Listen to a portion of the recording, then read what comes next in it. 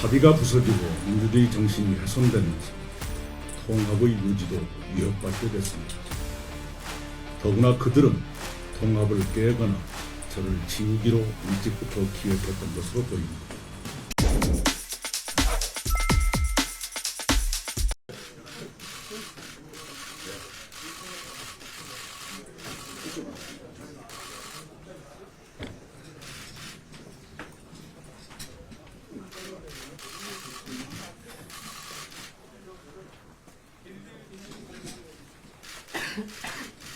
자, 우리 대표님,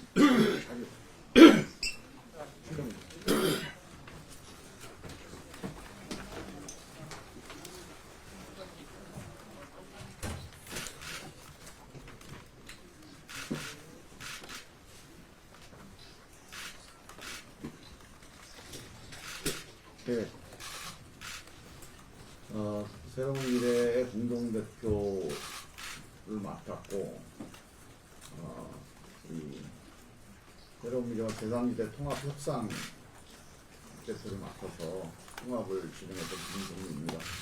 오늘 최근 제3지대 신당 관련돼서 여러 가지 일들이 벌어지고 있는데, 윤학연 새로운 미래 대표님께서 최근 상황에 대한 입장을 정리해서 말씀을 하시겠습니다.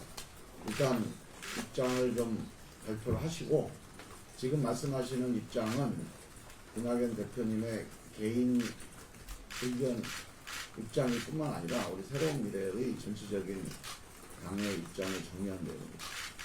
끝나고 나서 또 필요한 질의응답은 진행하도록 하겠습니다.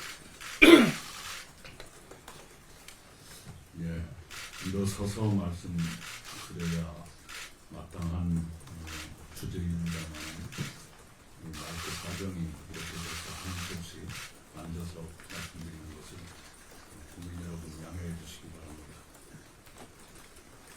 존경하는 국민 여러분, 사랑하는 당원 여러분, 여러분께 머리 숙여 사과드립니다. 신당 통합 좌절로 여러분께 크나큰 실망을 드렸습니다. 부실한 통합 결정이 부끄러운 결말을 낳았습니다. 신당 통합은 정치개혁의 기반으로서 필요했습니다.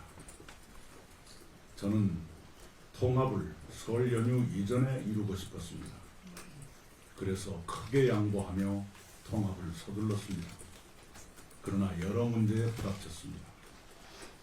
저는 그런 문제들에 세 가지 원칙으로 대처했습니다. 첫째, 통합을 유지한다는 원칙입니다. 둘째, 통합 주체들의 합의를 지킨다는 원칙입니다. 셋째, 민주주의 정신을 존중한다는 원칙입니다. 그러나 통합 주체들의 합의는 부서졌습니다. 2월 9일의 합의를 허물고 공동대표 한 사람에게 선거의 전권을 주는 안건이 최고위원회의 표결로 강행 처리됐습니다. 그것은 최고위원회의 표결 대상이 될 수 없는 것입니다. 민주주의 정신은 훼손됐습니다. 그들은 특정인을 낙인 찍고 미리부터 배제하려 했습니다. 낙인과 혐오와 배제의 정치가 박수됐습니다. 그런 정치를 극복하려던 우리의 꿈이 짓밟혔습니다. 합의가 부서지고 민주주의 정신이 훼손되면서 통합의 유지도 위협받게 됐습니다. 더구나 그들은 통합을 깨거나 저를 지우기로 일찍부터 기획했던 것으로 보입니다. 저희는 통합 합의 이전으로 돌아갈 수밖에 없게 됐습니다. 다시 새로운 미래로 돌아가겠습니다. 당을 재정비하고 선거체제를 신속히 갖추겠습니다. 통합은 좌초했지만 저의 초심은 좌초하지 않고 오히려 굳건해졌습니다. 초심으로 돌아가겠습니다. 무능하고 타락한 거대 양당의 독점적 정치 구도를 깨고 진영보다 국가, 정치인보다 국민을 먼저 보호하는 본격 대한정당을 만들겠습니다. 기득권 정당의 투쟁 일변도 정치를 흉내내지 않고 대한민국의 새로운 미래를 준비하겠습니다. 도덕적, 법적 문제에 짓눌리고 1인 정당으로 추락해 정권 교체도 어려워진 민주당을 대신하는 진짜 민주당을 세우겠습니다. 민주당의 자랑스러웠던 정신과 가치와 품격을 저희가 회복하겠습니다. 거짓과 협잡이 난무하는 정치판을 정직과 상식이 통하는 곳으로 바꾸겠습니다. 당장은 여당의 과반의석 확보를 저지하도록 저희가 더 맹렬히 싸우겠습니다. 총선에 매진하며 총선 이후까지 대비하겠습니다. 국민과 당원 여러분께 거듭 죄송합니다. 그러나 법적 합당 이전에 신당 판도가 분명해진 것은 불행 중 다행인지도 모르겠습니다. 불확실성은 긴 것보다 짧은 것이 좋기 때문입니다. 국민과 당원 여러분이 겪으시는 오늘의 실망이 내일의 희망이 되도록 저희들이 최선을 다하겠습니다. 부디 저희들의 잘못을 용서해 주시고 저희들의 충정을 받아주시기 바랍니다. 감사합니다. 예, 공식적인 성명을 드렸고요. 질의응답을 받도록 하겠습니다. 질문 있으시면 손을 들고 말씀해 주시고 합당 과정이나 최근 상황에 대한 설명을 제가 드리고요. 또 당의 공식 입장과 앞으로 진로 관련해서 또 개인적인 소회에 대한 또 우리 이낙연 대표님 말씀해 주시도록 하겠습니다. 자, 일단 소속하고 손을 들어주십시오.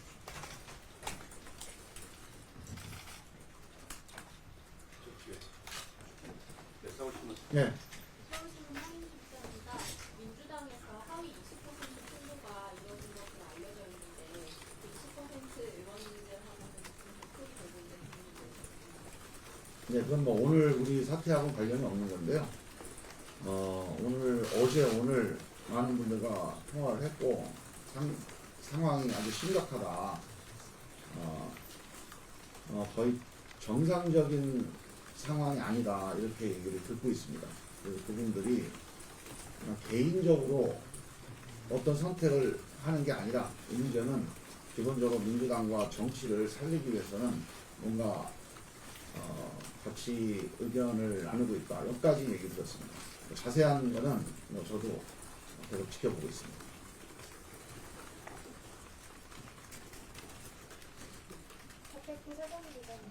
아까 기자회견문에서 통화를 깨거나 저를 지우기로 일찍부터 계획했던 것으로 보인다고 하셨는데 근거가 궁금합니다. 그거는 제가 그 구체적인 상황을 잘 아니까요. 좀 말씀을 드리면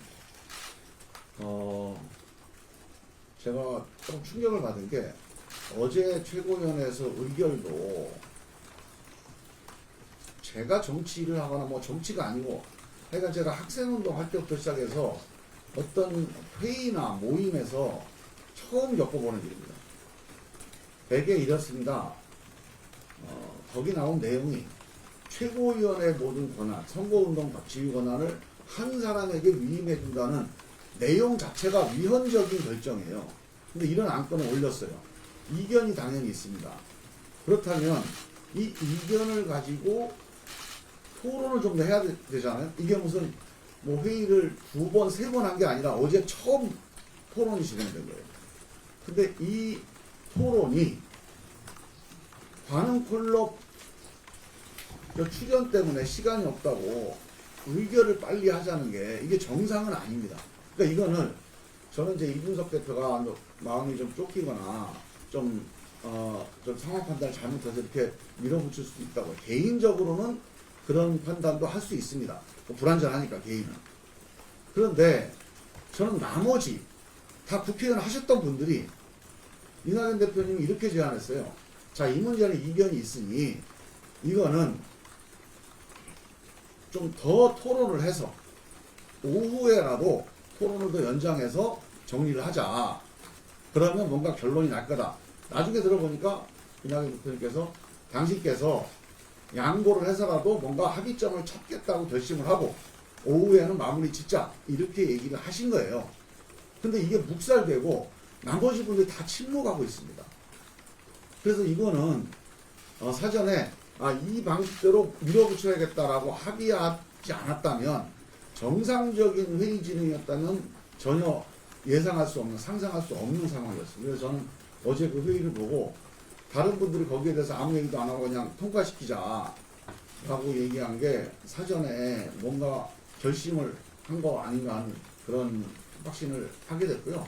그 확신을 뒷받침한 게 오후에 이준석 대표가 그 결정을 하고 났으면 어떤 상황이 벌어질지 다 예상하는 거 아닙니까? 그러면 서로 간에 마음에 상처가 있고 또 뭔가 갈등이 생겼다면 서로 대화해서 오해가 있으면 풀고 이런 과정들이 당연히 진행돼야 돼요. 오후에 기자들을 만나서 이낙연, 김종민이 나가면 천하람 의원을 최고위원으로 하고 김종인 전 대표에게 공천관리위원을 맡겨서 정권을 위임하겠다. 이렇게 얘기를 해요. 그러니까 이거를 하기 위한 과정으로 오전 회의가 있었다라고 확신을 하게 된 거죠. 그래서 저는 이런 식으로 뭔가를 기획을 해서 몰아내는 대상으로 삼는 이거는 우리가 합의했던 이 제3지대 통합정당은 아니다. 그렇게 봤던 거죠. 네, 그 장면에서 제가 이렇게 제안을 했었습니다.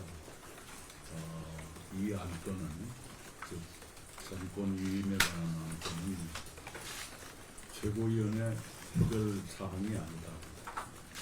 표결 대상이 아니다.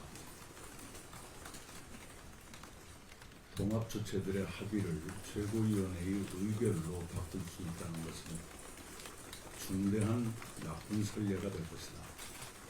그런 나쁜 선례를 남기지 말고 오늘 중이라도 정치적 조정을 해보자. 나는 그것이 가능할 것이라고 봅니다. 이렇게 제안을 했어요. 정치적 조정이라는 것은 여러분이 상상하실 수 있을 겁니다. 제가 여러 가지 가능성을 열어놓고 그 제안을 했는데 그게 복살됐습니다. 여러분들께서 조금 정확하게 사실관계를 파악하기 위해서 꼭 설명을 드릴 게 이제 김종인 공관위원장 문제입니다. 오늘 언론 보도를 보니까 이준석 대표가 김종인 공관위원장은 그쪽에서 제안한 거다 이런 얘기를 해요. 완전한 거짓말입니다. 김종인 공관위원장을 이낙연 대표가 동의했습니다. 김종인 공관위원장 한번 만나서 부탁을 드려보자. 근데 이 김종인 공관위원장 문제는 그 전부터 이미 얘기가 됐던 것이고요. 처음에 이준석 대표가 공관위원장을 한익병 씨를 제안을 하더라고요. 그래서 한익병 씨는 좀 뭐 여러 가지 구설수도 있고 해서 어렵겠다라고 다른 분들이 다 반대를 하고 끝났는데 저는 그런 생각을 했습니다. 이준석 대표가 상당히 참 생각은 좀 톡톡 튀는구나. 어떻게 그런 사람을 공관위원장으로 하자고 했을까. 상당히 뭐 적절하진 않지만 좀 뭔가 새로운 면이 있다 이렇게 생각을 했는데 알고 보니까 그게 김종인 위원장이 제안을 했던 거더라고요. 그러니까 그 전부터 아마 그런 얘기가 있었고 김종인 위원장이 다른 자리에서 이낙연 대표가 없어야 자기가 할 수 있다 이런 얘기를 해요. 그래서 지난 주말에 있었던 이 모든 얘기 여러 가지 공방의 근본은 이낙연 대표를 어떻게든지 밀어내는 게 핵심입니다. 다 지역구 출마하자. 그래서 빨리 광주 가라. 이 얘기고요. 그 다음에 선거운동 정권을 나한테 줘라. 그럼 이낙연은 실권이 없으니까 그 다음에 마지막으로 공천관리위원장으로 김종인 대표를 하자. 근데 이분은 정권을 안 주면 안 온다. 그러니까 정권을 내놔라. 그 선거운동은 이준석 정권, 공천권은 김종인 정권, 그리고 이낙연은 그냥 어디 지역구 출마. 이렇게 해서 이낙연을 지워버리는 것이 기본적인 목적이었던 거죠. 저는 그래서 그게 뭐 이낙연 대표가 미워서가 아니라 선거의 효율성을 위해서 그렇게 했다고 손 치더라도 이거는 기본적으로 국민들에 대한 약속에서 완전히 벗어나는 거죠. 예.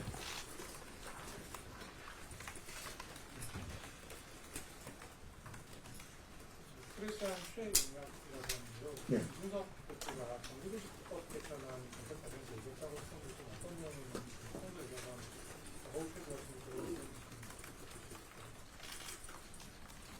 선생님 기억나세요? 예. 여러 가지 아이디어를 사적인 자리에서 사적인 자리였던가요? 얘기를 했지요.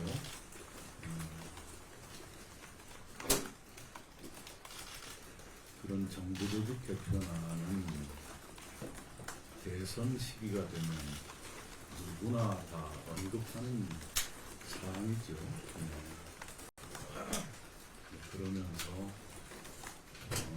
총리를 지내신 분이니까 그런 분이 이런 얘기를 하면 또 설득력이 있을 것이다. 이렇게 말씀을 하시길래 총리를 지냈기 때문에 또 완벽한 내용을 해야겠지요. 이렇게 대표를 한 적이 있습니다. 제가 거기에 좀 설명을 드릴게요. 지금 이제 이준석 대표가 지금 몇 가지 오게 된 게 이낙연 대표가 의사결정을 잘 안 해줘서 불가피하게 이렇게 할 수밖에 없어요. 이렇게 논리를 만들어서 얘기를 해요. 여러분들 많이 듣기도 하고 그렇게 보도를 또 합니다. 이건 사실일 수가 없어요. 여기에서 저도 이 얘기를 엄청 많이 들었습니다. 지난 며칠 동안. 근데 제가 들은 얘기가 딱 두 가지입니다. 이낙연 대표가 걸림돌이라고 얘기했던 게 딱 두 가지인데, 하나는 지금 정부조직법 문제하고 그 다음에 당 로고 색깔 문제예요. 이 두 가지에 제가 말씀을 드릴게요. 정부조직법 문제는 요지는 이겁니다. 자기가 정부조직법 개편에 대해서 이러이러한 의견을 가지고 이렇게 정책을 하려고 한다고 얘기를 했는데, 이낙연 대표가 그럴수록 더 정확하게 해야 됩니다. 이렇게 얘기를 했다는 거예요. 그 정확하게 하자 그러면 이걸 언제 할 수 있겠냐? 요게 이게 전부입니다. 그런데 그게 무슨 최고위원회에서 정책 토론을 한 의제가 아니에요. 그냥 개인적으로 이낙연 대표한테 얘기를 던져봤는데, 이낙연 대표가 하여간 그런 정부조직법 같은 거 되게 중요한 문제니까 정확하게 우리가 준비해서 해야 된다. 이런 얘기를 한 게 전부입니다. 근데 이 정확하게 해야 된다라는 걸 이유로 해서 이 정책을 추진하는데 걸림돌이 된다. 이렇게 지금 덮어 씌우고 있어요. 이 얘기를 딱 한 번 했습니다. 그리고 공식회의에서 정책 토론으로 이게 한 2시간 얘기했는데 결론이 안 났거나, 아니면 한 번 얘기했는데 2번, 3번 결론이 안 났거나, 그리고 그것도 일리가 있는 얘기인데, 그냥 사적인 자리에서 오가던 얘기에 대해서 이낙연 대표님 반응을 보인 걸 가지고, 이게 이낙연 대표가 의사결정을 바로 신속성을 져야 된다. 이 이유로 지금 이걸 들이대요. 두 번째로 색깔 얘기합니다. 색깔을요, 아시다시피 개혁신당이라는 이름으로 결정을 했어요. 합의할 때. 제가 그 합의했던 주체인데, 개혁신당으로 한이 많이를 가지고 결정할 때 색깔을 주황색으로 한다는 얘기는 거론이 됐겠습니까? 안 됐겠습니까? 당명을 결정하는데 당의 색깔과 로고를 그 협상 대표의 통합협상에서 얘기를 하겠습니까? 그건 불가능한 얘기예요. 전혀 거론이 안 되는 얘기입니다. 그래서 나중에 실무자들이 하다 보니까 당명은 개혁신당인데 그러면 색깔도 개혁신당으로 그대로 가나요? 그러면 기본적인 주황색을 가자고 하니 주황색을 하더라도 그 네이비 색깔을 좀 해서 조금 멋있게 좀 업그레이드 시켜봅니다 하는 실무자들의 의견이 있었어요. 그래서 이거를 우리 최고위원회 할 때 이 얘기가 나와서 그러면 어떻게 할까요? 라고 해서 이걸 갑론을박을 하다가 당연히 신당이 만들어졌으니까 로고나 색깔에 대해서 사실은 어떻게 보면 전문가들한테 맡겨서 프레젠테이션 받고 지도부가 의사결정 이런 절차가 있어야 돼요. 근데 그냥 그건 옛날에 하던 대로 합시다 하고 넘어가는 거예요. 근데 단지 색깔 하나를 배색을 한번 합시다는 의견 제안이 있어서 그 얘기를 가지고 갑론을박 하다 결국은 그렇게 하기로 결정이 났습니다. 그때 1시간도 채 안 된 토론에서 결정이 나서 마무리된 얘기예요. 근데 한 3, 40분 토론한 걸 가지고 이거를 색깔 가지고 비효율적으로 얘기했다. 이때 말고는 이 얘기 갖고 논란을 벌여본 적이 없습니다. 자, 여러분들 생각해 보세요. 이 두 가지가 과연 이 개혁신당의 의사결정을 지체하는 그런 사례가 될 수 있을까요? 제가 이 개혁신당의 의사결정 지체했던 진짜 문제를 말씀드릴게요. 제가 이준석 대표하고 여러 번 얘기를 했는데 다 배복주의 씨 얘기만 해요. 그 다음에 자기 지지자들이 당원 게시판에서 펜코에서 떠나간다. 이 얘기만 줄곧 했습니다. 이거에 대한 대책 세워달라. 그러니까 배복주 씨를 잘라달라. 난 배복주 씨 모른다. 절차대로 하자. 잘 모르는 사람을 뭐 자르기 많이 하는 게 얼마나 우리한테 또 이 당에 마이너스가 되겠냐. 근데 이 얘기만 했어요. 뭐 정책을 어떻게 한다. 우리 총선 전략을 어떻게 할까요? 없어요. 어떤 정책을 준비하고 없어요. 우리 교통 대책, 교통비 문제, 이 정책 이거 어떻게 할까요? 없어요. 그냥 배복주시 문제만 얘기한 겁니다. 자, 의사결정이 지체됐다는 거에서 제가 결정적으로 이게 사실이 아닌 이유를 말씀드리면 합당 초기의 의사결정의 핵심이 뭐죠? 당직 인선입니다. 원내대표 양양자, 사무총장 김철근. 정가 5범인데 사무총장이 되겠습니까? 여러 사람의 항의가 있었어요. 그래도 이준석 대표가 하자니까 합시다 하고 이낙연 대표님이 결단해서 하자고 했어요. 수석대변인 허은아. 아니 어떻게 수석대변인을 사무총장 수석대변인 다 가져가면 어떡합니까? 지금 지지자들이 떠나가니까 뭔가 얼굴로 우리가 많이 알려진 기존에 있는 개혁신당 사람들이 포진이 돼야 이 사람들 무마할 수 있대요. 그렇게 했어요. 정책위의장 김영남, 여기에 김만원 교수를 이낙연 대표가 그래도 이분이 훌륭한 교수님이니까 좀 새로운 인물 하나 집어넣읍시다. 우리 쪽 사람도 아닙니다. 자, 이렇게 해서 당직을 다 이준석 대표가 하자는 대로 그냥 일사천리로 결정을 해줬습니다. 아니 사무총장, 대변인, 정책위의장 다 결정됐으면 빨리 뭘 일을 해가지고 진도를 나가는 거 책임이 누구한테 있습니까? 그 당직 맡은 사람한테 있잖아요. 그 위에 아무것도 진도를 안 나가고 오직 배복주시 얘기만 가지고 계속 얘기하다가 나중에 가서 정권 달라는 얘기를 한 거예요. 그래서 저는 이거는 상식적이지 않다. 사실관계가 틀립니다. 지금 여러분들이 기사 쓰면서 주도권 다툼이다 이렇게 자꾸 쓰는데요. 이거 완전히 부당한 보도입니다. 주도권 다툼이 아니고요. 자, 이름을 뭘로 할까? 개혁신당을 하자. 그 다음에 당직 어떻게 할까? 사무총장, 대변인, 정책위의장, 원내대표 다 하자는 대로 하자. 그 다음에 나머지 나온 게 선거운동 지휘권을 나한테 다 달라. 공천권을 김종인 대표한테 다 주자. 그러면 이낙연 대표는 그냥 집에 가라는 얘기인데 이낙연 대표 입장에서는 집에 갈 수도 있습니다. 그냥 다 줄 수도 있어요. 근데 이렇게 해가지고 이낙연 대표를 지지해서 여기 참여한 12만 당원들이 또는 이낙연 대표를 지지해서 민주당을 이탈했던 사람, 제3지대를 바라보는 사람들이 이 당에 투표할 수 있습니까? 이게 제3지대 통합신당이 맞아요? 이거 국민 속이는 거 아닙니까? 그래서 하지 말자고 그런 거 아니에요. 무슨 주도권이고 무슨 권한이고 아무것도 바라는 게 없어요. 다 하자는 대로 해라. 하지만 적어도 국민들 보기에, 당원들 보기에 같이 한다라고 하는 거는 지켜줘야 되는 거 아니냐. 어떻게 선거운동 지휘권 다 내놓고 공천권 다 내놓고 이거 국민들한테 통합이라고 말을 하면 이건 국민을 속이는 일이 된다. 질문드리겠습니다. 네, 질문이 자꾸 지나간 얘기에 집중이 돼서 예, 질문드리겠습니다. 잠깐만요. 제가 말씀을 드릴게요. 저희들 무슨 썩 마주치가 않습니다.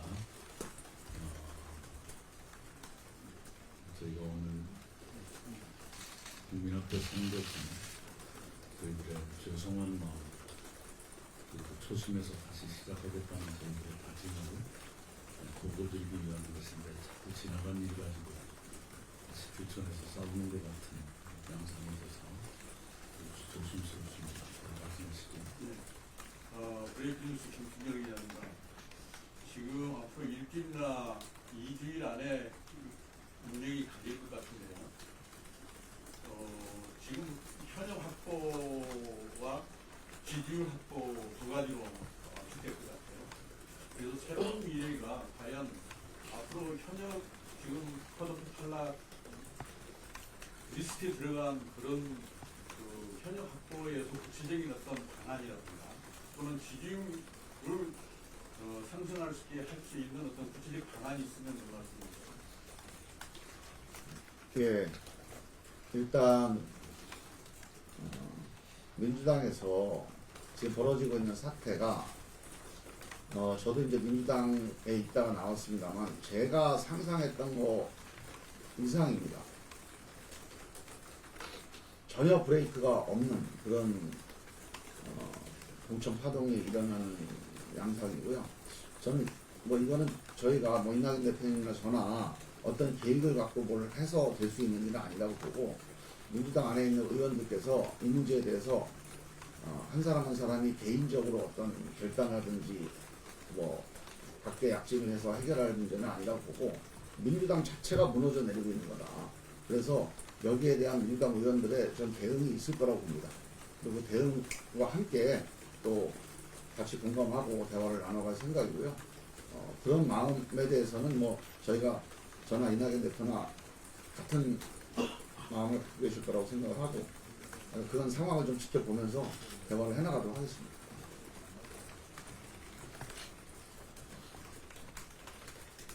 추가적인 질문 좀 드리겠는데요. 그렇다면 새로운 미래가 지금 주 공약 방향이 광주, 전남, 전북, 호남을 주 지지 세력으로 다들 국민들이 예측하고 있는데 거기에 대한 뭐 특단의 대책이 있습니까? 아니요, 그건 좀 잘못 알려진 건데요. 저희 새로운 미래가 호남을 뭐 지지 기반으로 해서 출범했다. 이건 조금 뭐 호남이 중요하긴 합니다. 근데 핵심은 뭐냐면 민주당 정신에서 이탈해 있다라고 생각하는 분들 때문에 우리가 새로운 당을 하겠다 생각을 한 겁니다.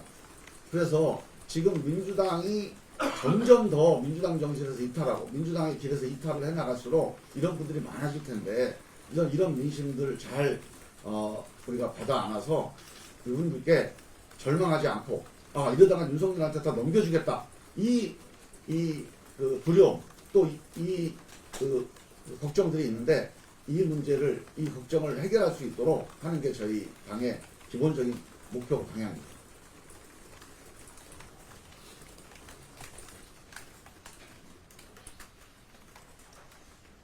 박기환 기자입니다. 네. 그럼 뭐 혹시 이제 앞으로 제3지대 통합 논의는 더 이상 없다고 보고 이 체제로 선거를 치른다고 보면 될까요? 일단 그거는 좀 뭐 별개 문제인데요. 저는 이제 어떤 개인의 사당화되는 건 제3지대 정치가 아니라고 봅니다. 제3지대라고 하는 제1, 2지대를 가지고 있는 기득권, 뭐 패권 정치라든가 기득권 정치, 사당화 정치 이런 거를 벗어나서 새로운 길을 가는 게 제3지대 정치라고 보는데 말이 국민의힘도 아니고 민주당도 아니라고 해서 똑같은 사당화의 길을 건다. 그건 제3지대 정치는 아니라고 보고요. 저희는 어떻든지 간에 형태가 어떻든지 간에 그 기득권 정치, 패권 정치, 사당화 정치를 뛰어넘는 그런 민주정치의 그런 제3지대의 길을 가겠다라는 점에서는 변함이 없습니다.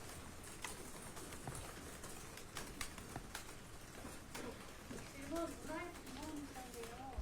그 도덕신당하고 나중에 같이 하실 수도 있는지랑 그다음에 정당 유법 들어왔는데 그거 앞으로 어떻게 대분을 받으시는 건지 저도 여쭤보고 싶습니다.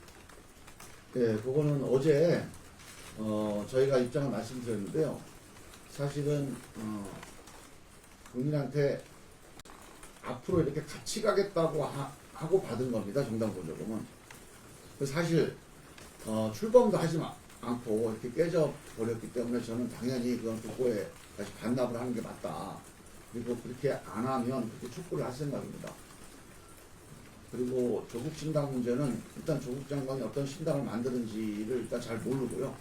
일단 저희는 아까 말씀드렸듯이 기본적으로 개인 패권 정당, 개인 사당 이런 거는 제3지대 정치의 방향에 맞지 않는다. 그 대신 윤석열 정권을 심판하고 지금 있는 민주당, 이 사당화되어 있는 민주당이 아닌 진짜 민주당을 가겠다라고 하는 분들이 있다면 저는 어떤 분들하고 같이 갈 수 있다 이렇게 봅니다. 어제 최고위에서 퇴장하신 이후에 윤석열께서 따로 소통하신 게 있는지 궁금합니다. 저는 없습니다.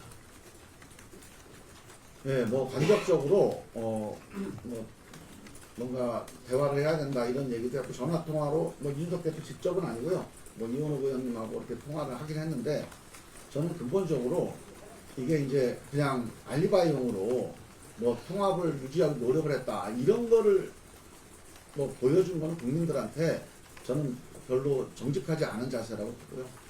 근본적으로 이런 그 통합 정신을 깨는 것에 대해서 이게 왜 이렇게 됐고 뭐 이게 실수였으면 뭐 실수 아니면 뭔가 생각이 잘못됐으면 뭔가 고치겠다 이런 자세가 없이 그냥 국민들한테 이런 뭐 노력을 했다 이런 정도 보여주는 그런 대화는 저는 큰 의미는 없다고 봅니다. 그런 것 이상의 의미 있는 대화는 없었습니다. 모나리스 박동환입니다. 두 분이 어쨌든 분당하는 과정이 공천권으로 관련 있다는 시각도 있는데 두 분은 이제 앞으로는 지역구 출마를 검토하시는 건가요? 아니면 비례 순번을 받으실 예정이신가요? 그거는 진짜 우문인 게요. 여러 번 얘기했습니다. 우리는 당 지도부는 비례대표 출마하지 않고 지역구 출마를 원칙으로 한다. 그런데 그 중에 개인 사정 때문에 난 아예 출마를 못하겠다 이런 분들 있잖아요. 그런 분들은 뭐 어쩔 수 없이 사정을 또 존중해줘야 되는 이게 우리의 일관된 입장이었어요. 출마한다면 지역구 출마한다. 그래서 그 문제에 대해서 뭐 자꾸 뭐 그게 뭐 문제다 그것 때문에 뭐 이랬다 이건 다 사실이 아닙니다. 어제 김종민, 박원석 두 분 의원께서 기자 여러분께 지난주부터 있었던 일을 설명해 드렸을 겁니다. 그 어디에도 공천 얘기는 없죠. 그것 때문에 뭐가 됐다는 것은 기자들의 직업적 상상입니다. 공천권에 대해서는 저희가 합의한 게 있어요. 이렇게 하기로 했어요. 지역구가 공천 문제 때문에 싸울 일이 있겠습니까? 우리 신당이? 다 마찬가지였어요. 그거는 뭐 별 문제가 없을 거다. 그 비례대표 공천 어떻게 할 거냐? 이게 사실 신당의 통합협상의 제일 핵심 아니었고 이거 갖고 논란이 벌어지면 안 된다. 그래서 공천관리위원회를 균형 있게 구성하자. 그래서 어떻게 구성하자. 그리고 여기에서 2배수든 3배수든 좋은 사람을 모아서 추천하자. 순위 결정은 국민 패널로 하자. 이렇게 합의를 다 했습니다. 여기에 무슨 공천 싸움할 게 뭐가 있습니까? 추천은 마음대로 해도 돼요. 그래서 이낙연 대표님도 뭐 친한 분 추천해도 되고 저도 아는 분 추천해도 되고 훌륭한 분 추천하자. 그 대신 순위 경쟁은 우리끼리 하면 싸움이 일어나니까 공정하게 경쟁하자. 이거를 다 이 합의를 뒤집어 가지고 김종인 대표한테 정권 주자. 그래서 제가 마지막으로 이렇게 얘기했습니다. 그분이 정권을 줘야 온다고 하니 그러면 정권을 주더라도 국민들이 보기에 민주적인 절차에 따라서 했다. 민주적인 절차의 윤곽은 가지고 정권을 드려야 되지 않겠습니까? 여기까지가 제가 드린 말씀이에요. 또 민주적인 절차는 아까 얘기했듯이 기본적으로 순위 결정에서는 좀 국민들이 참여해서 하는 이런 걸 해야 또 출마한 사람은 승복할 거 아닙니까? 그래서 이 점을 마지막에 그러면 그 양반 안 올 텐데 이게 제가 들은 답이에요. 이 싸움이 있을 게 없어요. 이건.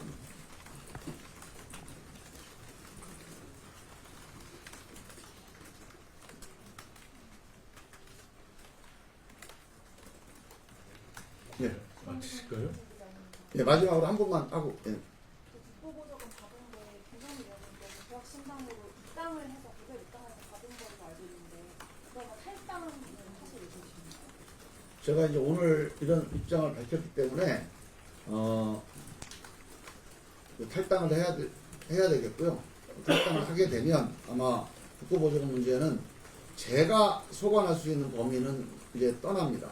그래서 개혁신당의 이준석 대표가 상식에 따라서 원칙에 따라서 잘 처리를 할 거라 이렇게 생각을 합니다.